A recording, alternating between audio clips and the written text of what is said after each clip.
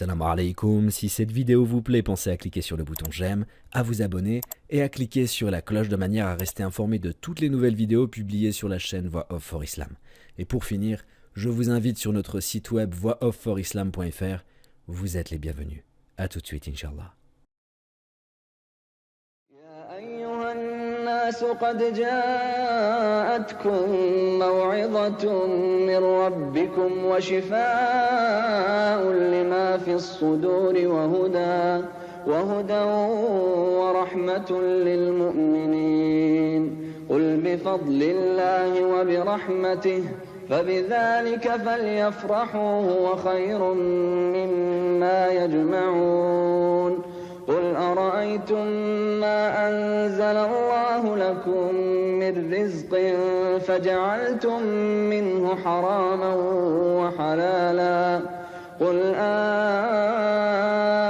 الله أذن لكم أم على الله تفترون وما ظن الذين يفترون على الله الكذب يوم القيامة إن الله لذو فضل على الناس ولكن أكثرهم لا يشكرون وما تكون في شأن وما تتلو منه من قرآن ولا تعملون من عمل إلا كنا عليكم شهودا إذ تفيضون فيه وما يعزب عن ربك من مثقال ذرة في الأرض ولا في السماء ولا أصغر من ذلك ولا أكبر إلا في كتاب مبين ألا إن أولياء الله لا خوف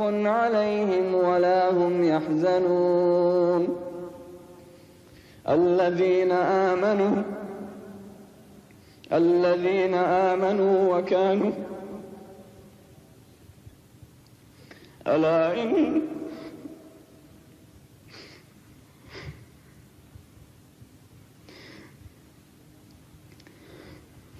ألا إن أولياء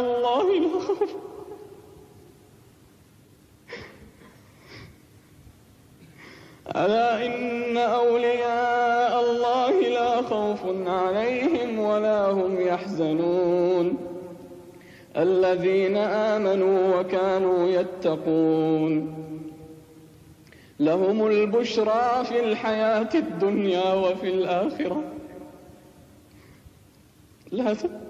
لا تبديل لكلمات الله ذلك هو الفوز العظيم.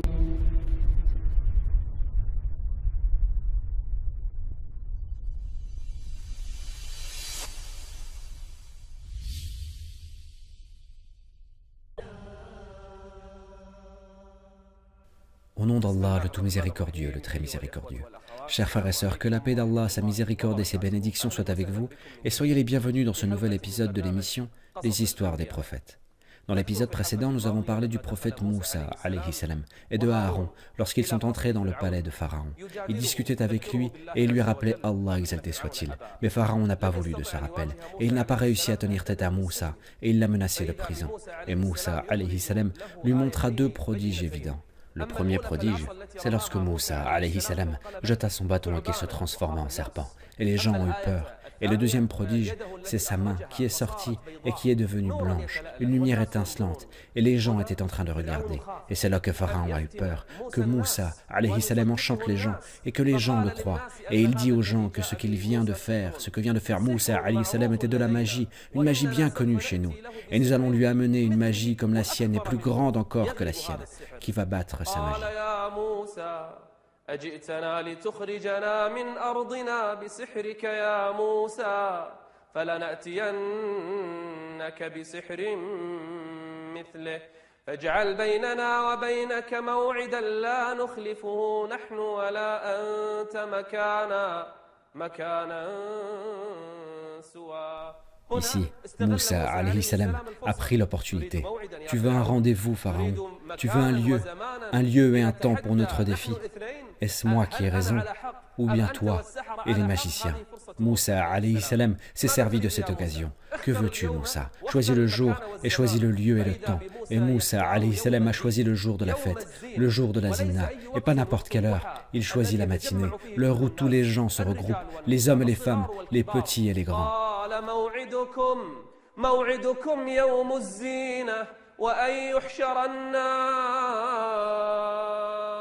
Ma condition, c'est que tout le monde se rassemble. Dans la matinée, quand le soleil sera déjà levé et que les gens regarderont tous pour que rien ne soit caché aux gens de cette bataille. Et effectivement, ce jour arriva et Pharaon a rassemblé les magiciens. Il dit, ramenez-moi tout magicien savant, ramenez-moi le meilleur magicien d'Égypte, ramenez-moi les meilleurs magiciens. Et on a amené à Pharaon tous les magiciens, les leaders des magiciens. On raconte qu'ils ont dépassé les milliers de magiciens. Ils se sont rassemblés chez Pharaon et ils lui dirent, est-ce qu'on aura une récompense si nous sommes les vainqueurs?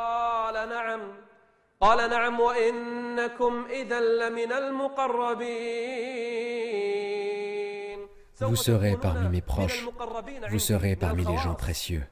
Et Pharaon a commencé à regrouper les gens. Il rassemble les habitants de l'Égypte parmi le peuple de Pharaon. Il rassemble les fils d'Israël, tout le monde parmi le peuple de Pharaon et des enfants d'Israël. Les gens se sont rassemblés en attendant cette bataille, en attendant ce défi. La femme est sortie avec ses enfants. Les personnes âgées, les vieillards, les petits, les femmes, les hommes, tout le monde est sorti ce jour-là. Tout le monde pour être témoin de cette bataille. Est-ce que le Dieu de Moussa et de Aaron a raison ou est-ce que c'est Pharaon qui a raison? Et les gens se sont rassemblés et des milliers de magiciens devant Moussa et il n'a que son bâton dans sa main. Moussa alayhi salam leur donna un conseil. Au début, il leur dit ويلكم لا تفتروا على الله كذبا فيسحتكم بعذاب وقد خاب من افترى. Lorsqu'ils ont entendu ces paroles, ils ont compris que ce n'étaient pas des paroles d'une personne normale, que ce n'étaient pas des paroles d'un magicien comme le leur a décrit Pharaon. Et ils se sont disputés entre eux. Et les gens ne se sont pas mis d'accord, les magiciens également. Que sont ces paroles? Des paroles bizarres, des paroles extraordinaires. Peut-être qu'on va être puni par Allah, comme le dit cet homme. Certains d'eux dirent, nous ne l'affrontons pas, et d'autres dirent, nous allons l'affronter.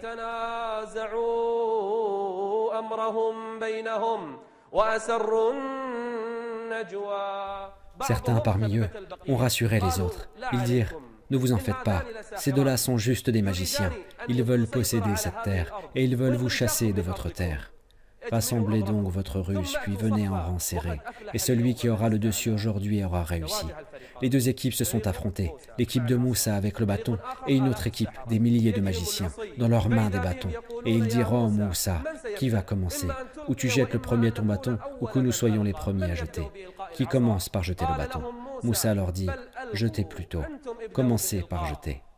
Et ils dirent, avant de jeter, et le pharaon qui les regarde,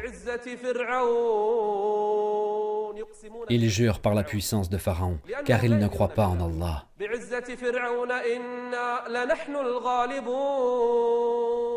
Pharaon était content, et les magiciens jetèrent leurs bâtons, et chaque bâton se transforma en un grand serpent, et les milliers de bâtons se sont transformés en milliers de serpents. Et les gens reculèrent, les gens s'enfuyaient, et Moussa alayhi salam les regardait, et il prend peur, il craint que les gens repoussent son appel, et ils jetèrent leurs bâtons. Et ils vinrent avec.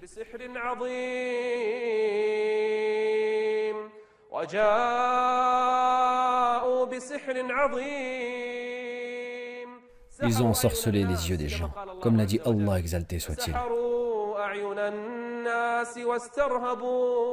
Les gens ont eu peur, et Pharaon était content, et les notables autour de Pharaon étaient contents également. Les magiciens étaient contents. Et Moussa, alayhi salam, Allah exalté soit-il, lui révèle.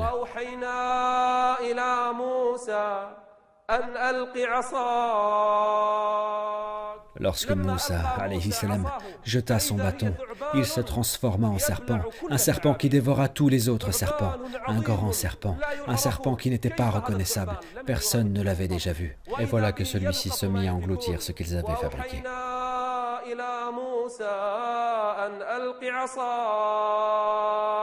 فإذا هي تلقف ما يأفكون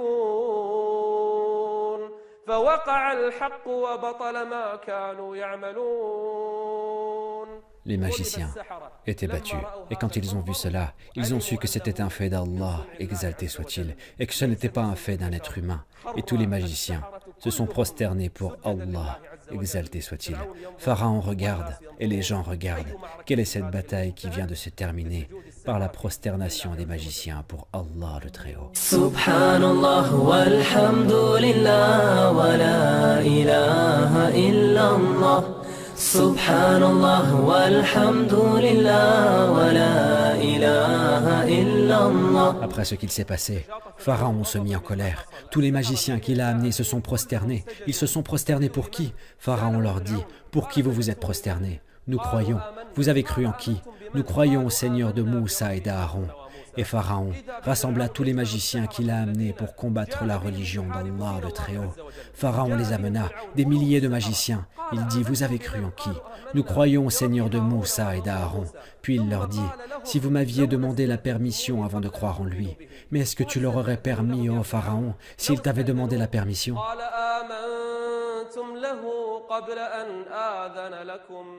Puis il se tourna vers tous ceux qui l'entourent et dit: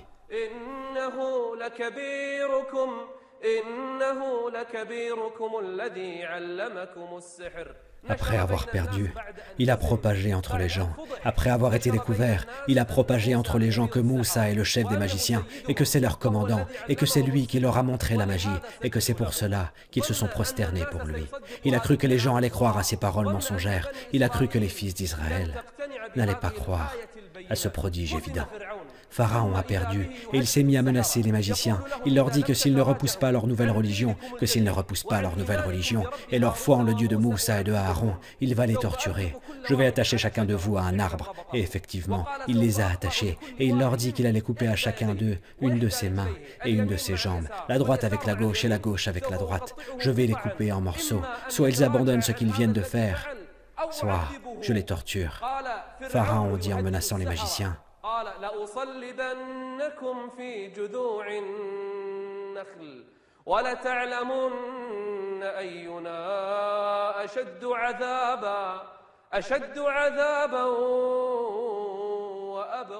et les magiciens qui combattaient Allah et son prophète, regardaient leur détermination. Il n'y a pas de mal. Fais ce que tu veux, Pharaon. Fais ce que tu veux, car nous croyons en Allah, le Seigneur de l'univers. Ce que tu feras n'est pas important. Coupe nos mains, tue-nous, égorge-nous, car tu fais ça habituellement dans la vie. Et nous ne voulons pas de cette vie. Gloire à Allah. Comment auparavant ils combattaient Allah et comment maintenant ils sont déterminés et ils n'ont pas peur de la torture pour Allah le Très-Haut. Ils dirent: nous ne le repousserons pas.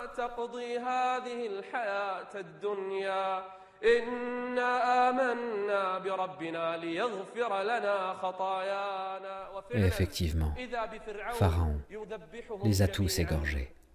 Au début de la journée, ils étaient des magiciens mécréants. Et à la fin de la journée, ils étaient des martyrs, innocents.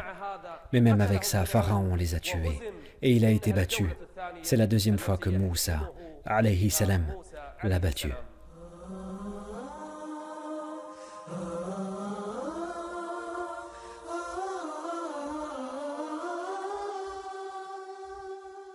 Alors même que les magiciens ont cru en Allah le Très-Haut et que Pharaon a vu ce qu'il a vu parmi les prodiges évidents et qu'il est resté dans son obstination, dans sa mécréance et son entêtement, Moussa les invite à croire en Allah et eux ils continuent dans leur mécréance et dans l'obstination et l'entêtement.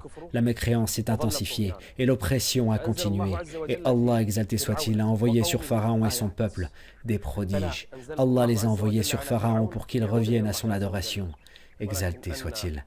Mais comment un homme comme lui peut revenir à l'adoration de son Dieu? Le premier fléau qui est descendu sur eux est la disette, la sécheresse. Ils sont atteints par une sécheresse et les plantations sont séchées et les troupeaux moururent et ils étaient atteints par une grande faim et un grand supplice et ils partirent voir Moussa alayhi salam pour lui demander d'invoquer Allah le Très-Haut pour qu'il leur retire ce tourment.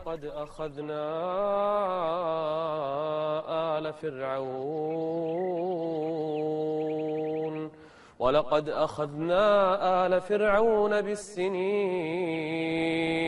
ونقص من الثمرات لعلهم يذكرون. Et à chaque fois que le fléau descendait sur eux, ils partaient voir Moussa, alayhi salam. Ils savent qu'il y a un Dieu qui lui exauce ses souhaits, mais malgré cela, ils n'ont pas cru en lui. Ils dirent « Oh Moussa, invoque pour nous ton Seigneur en vertu de l'engagement qu'il t'a donné. Si tu éloignes de nous le châtiment, nous croirons certes en toi et laisserons partir avec toi les enfants d'Israël. » Et Moussa invoqua son Dieu, et Allah le Très-Haut leur a rendu les vivres une nouvelle fois, et les fruits en repoussé une nouvelle fois, et ils retournèrent dans leur mécréance, ils restèrent dans leur mécréance et leur entêtement, et Allah exalté soit-il les a punis une nouvelle fois. Quelle était la punition? Une inondation qui a détruit toutes les plantations et a couvert tout ce qu'ils avaient comme fruits. Et ils repartirent voir Moussa. Invoque pour nous ton Seigneur en vertu de l'engagement qu'il t'a donné. Et il a invoqué Allah le Très-Haut. Et quand il invoqua, ils restèrent dans leur mécréance. L'inondation s'est arrêtée et les plantations ont repoussé une nouvelle fois. Et leur mécréance augmentait. Et Allah fit descendre sur eux un nouveau fléau. Il fit descendre sur eux des sauterelles qui détruisaient toutes les plantations, qui détruisent toutes les cultures. Ils dirent, oh Moussa, invoque pour nous ton Dieu. Si tu éloignes de nous ce châtiment, si ton Dieu nous retire ce supplice, nous croirons en lui. Et il invoqua Allah. Et les sauterelles partirent, et les plantations repoussèrent une nouvelle fois, mais ils restèrent dans leur obstination. Des inondations, puis des sauterelles, puis les calandres. Qu'est-ce que les calandres? Les petits insectes qui mangent toutes les plantations. Après qu'il les ait cachés, les calandres et les insectes vinrent pour les manger. Et ils partirent voir Moussa, alayhi salam. Ils dirent, invoque pour nous ton Dieu. Et il invoqua Allah le Très-Haut. Et il leur retira les calandres et les insectes. Mais ils retournèrent dans leur mécréance et ils continuèrent leur tyrannie. Et Allah exalté soit-il fit descendre sur eux un autre supplice, les grenouilles. Ces animaux se sont répandus chez eux, dans leurs maisons, dans leurs chambres, sur leurs lits. Elles ont couvert toute la terre. Ils dirent, « Oh Moussa, invoque pour nous ton Seigneur en vertu de l'engagement qu'il t'a donné. Si tu éloignes de nous le châtiment, nous croirons certes en toi et laisserons partir avec toi les enfants d'Israël. » Et il invoqua Allah, exalté soit-il, mais ils restèrent dans la mécréance. Allah les a sauvés une nouvelle fois et il leur a envoyé une dernière punition. Et c'est le sang. Toute leur eau s'est transformée en sang. Ils ne pouvaient plus boire de l'eau.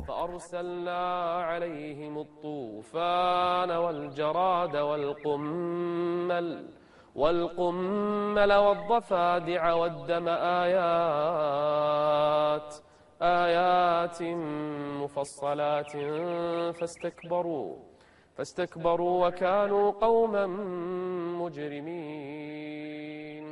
Le peuple de Pharaon restait dans la mécréance. Ils restèrent dans leur mécréance et dans leur obstination, dans leur orgueil, alors qu'ils avaient vu les prodiges évidents, alors qu'Allah les a sauvés de plusieurs supplices, mais ils sont restés dans leur mécréance.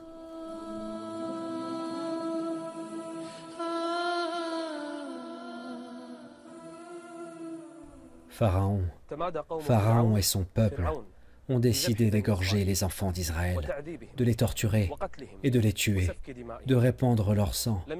Ils n'ont pas laissé un enfant ou une femme sans qu'il lui fasse honte.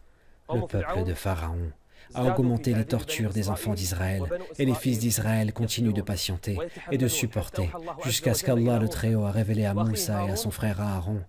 Ordonnez aux enfants d'Israël que chacun reste dans son foyer et qu'il ne sorte de chez lui que pour quelque chose d'indispensable. Et rendez vos maisons comme lieu de prière et rendez-les comme direction pour prier. Et faites beaucoup de prières et d'invocations.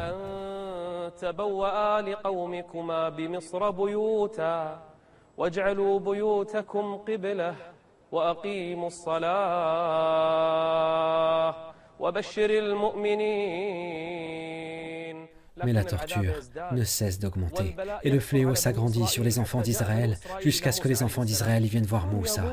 Ils dirent, « Oh Moussa, nous avons été maltraités avant que tu nous viennes, et après que tu nous sois venu. Nous passons d'un supplice à un autre, et d'un fléau à un autre. » Mais les fils d'Israël sont des patients, ils n'ont pas de force, ni de puissance, jusqu'à ce que Allah révéla à Moussa et à son frère Aaron qu'il était temps de sortir de l'Égypte, qu'il était temps de la quitter. Ordonnez aux fils d'Israël, en un jour donné, qu'ils sortent tous, les hommes, les femmes, les enfants et les vieillards. Ils ont demandé la permission à Pharaon de sortir un jour de festivité chez eux, pour faire leur fête, et Pharaon les crut. Alors ils sortirent de nuit, tous, des centaines de milliers de gens, les hommes, les femmes, les vieillards, les enfants, les vieilles, tous, ils sortirent tous, et Pharaon en fut informé seulement quelques heures plus tard. Il envoya alors quelqu'un à leur poursuite, et il rassembla son armée. Et quand il rassembla, il leur dit: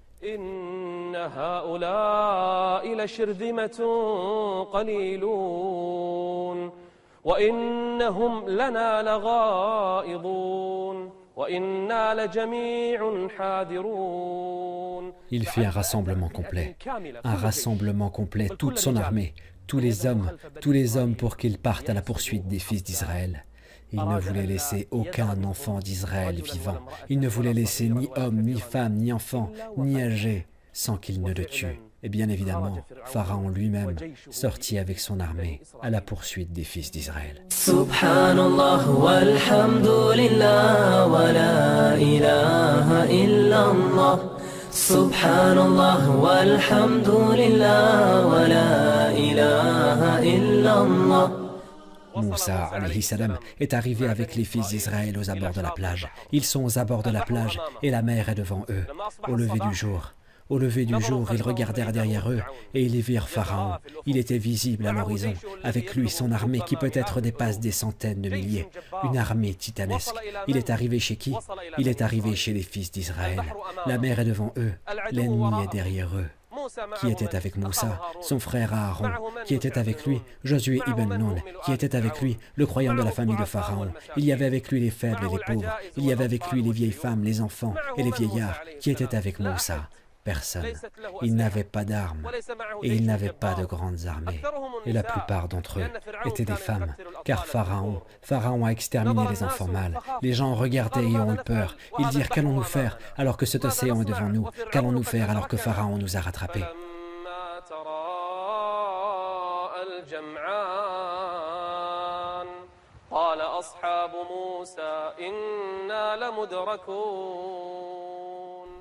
Nous allons être rattrapés. Cette fois, c'est bon. C'est fini pour nous. Pharaon est arrivé, et Pharaon était heureux. Il dit à ses soldats: regardez, regardez comment ils sont arrêtés par la mer. La mer les a empêchés de fuir. Regardez, la mer est dans mon camp. La mer les a arrêtés pour nous. Maintenant, nous allons les anéantir. Maintenant, nous allons les égorger. Qui était avec Moussa, le croyant de la famille de Pharaon, qui était à cheval? Il essaya d'aller dans la mer avec son cheval, mais il revint. Alors il demanda à Moussa. Il dit: oh Moussa, ô prophète d'Allah, est-ce là que tu as reçu l'ordre de venir? Il dit: oui, c'est ici que j'ai reçu l'ordre de venir. Le croyant de la famille de Pharaon essayait à nouveau, mais il revint avec son cheval. Il questionne qui? Il pose des questions à Moussa, et la mer est devant lui. Il dit: oh Moussa, est-ce là que tu as reçu l'ordre de venir? Et Moussa alayhi salam lui répond: oui, c'est ici que j'ai reçu l'ordre de venir. Où est l'issue? Où est l'échappatoire? Et puis Pharaon arriva vers eux et s'approcha d'eux. Il faillit y arriver, être apporté des enfants d'Israël et réussir à tous les tuer. Et il était prêt à égorger les enfants d'Israël. Et c'est là qu'Allah a révélé à Moussa, Moussa qui était sûr que la victoire allait arriver. Quand les fils d'Israël ont commencé à s'agiter, qu'est-ce que Moussa a dit?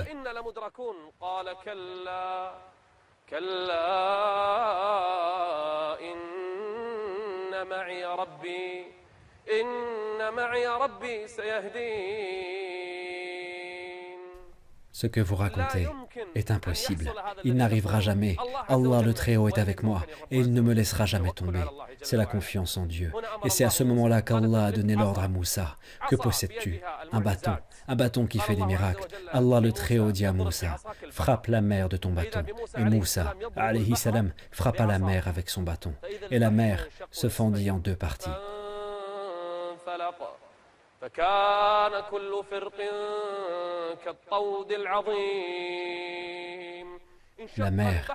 La mer s'est fendue en deux, chaque versant étant comme une énorme montagne.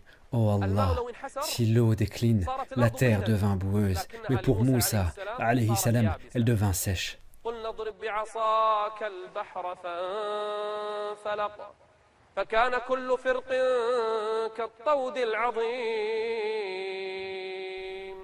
Allah est grand. La mer était comme deux montagnes, et il y avait un chemin entre les deux. Moussa traversa. Avec lui des centaines de milliers de fils d'Israël, les femmes, les vieillards et les vieilles, tous marchèrent entre les deux montagnes d'eau. Moussa marcha jusqu'à ce qu'il eût dépassé la mer, et Pharaon venait d'arriver. Il était derrière eux maintenant. Il arriva à la mer, et la mer était encore fondue en deux. Et quand Moussa eut dépassé la mer, il voulait frapper celle-ci avec son bâton, pour qu'elle redevienne comme avant.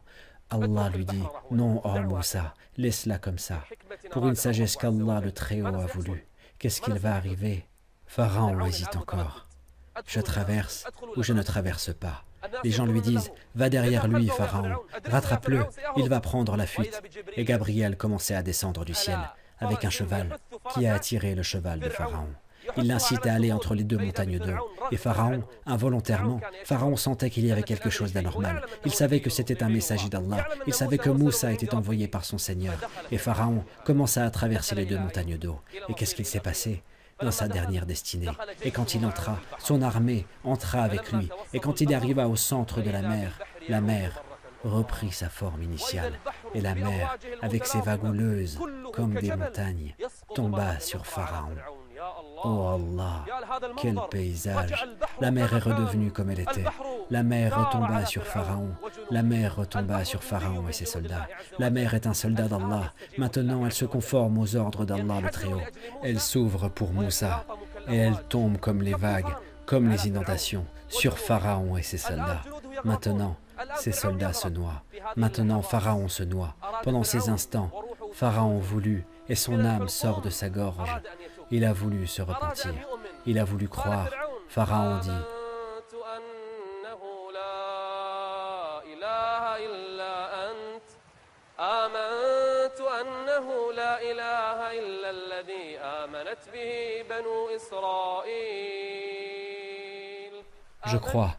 je crois en le Dieu de Moussa, en le Dieu des fils d'Israël, et Gabriel qui pose la boue dans sa bouche. À ce moment-là, Allah le Très-Haut dit à Pharaon,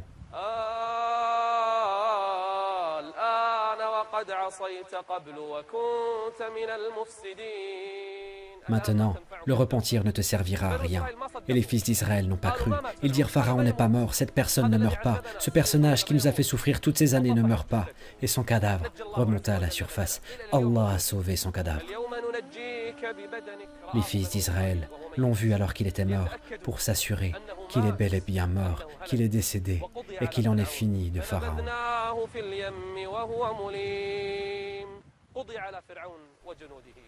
Les fils d'Israël furent sauvés grâce à Allah, et Allah sauva Moussa et ceux qui étaient avec lui. Que vont faire les fils d'Israël maintenant? Quelles sont les disgrâces que les fils d'Israël vont commettre sur Moussa, alayhi salam? Que vont demander les fils d'Israël à Moussa maintenant, après avoir été sauvés par Allah, exalté soit-il? Et quels sont les faits, les histoires bizarres qui sont arrivés aux fils d'Israël pendant qu'ils étaient perdus? Tout cela sera le thème de notre émission, si Allah le veut, dans le prochain épisode. En attendant, je vous laisse à Allah le Très-Haut, et que la paix et la miséricorde d'Allah et ses bénédictions soient avec vous.